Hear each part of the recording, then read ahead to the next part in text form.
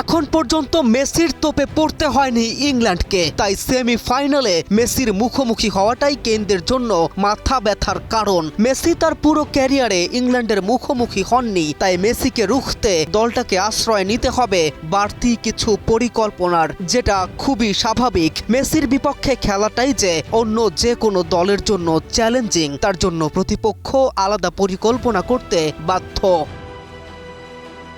টুর্নামেন্টে দাপুটের সাথেই এগিয়েছে দুই দল আর বুঝে পেয়েছে নিজেদের যোগ্য স্থান। তবে সময় এসেছে অগ্নি পরীক্ষার। দুই দলের মধ্যে যে কোনো এক দল উঠবে ফাইনালে এবং লড়বে ট্রফির জন্য। কে উঠবে, মেসি নাকি কেইন?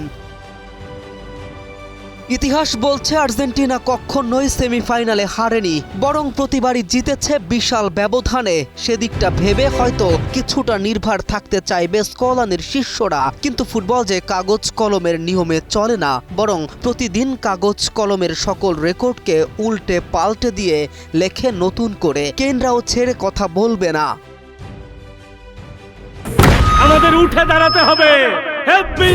স্পিড সকল অন্যায়ের বিরুদ্ধে রুখে দাঁড়ানোর এনার্জি পার্টনার। এক ড্র ও 5 জয়ে প্রতিপক্ষের জালে মোট 13টি গোল করেছে ইংল্যান্ড। অন্যদিকে শতভাগ জয় নিয়ে 17টি গোল করেছে আর্জেন্টিনা। সেই দিক হিসেব করলেও যেন বাতাস আর্জেন্টিনার দিকেই বয়ে চলে। বাকিটা সময়ের অপেক্ষা। কোন দল যাচ্ছে ফাইনালে দেখতেই যেন মুখিয়ে গোটা পৃথিবী।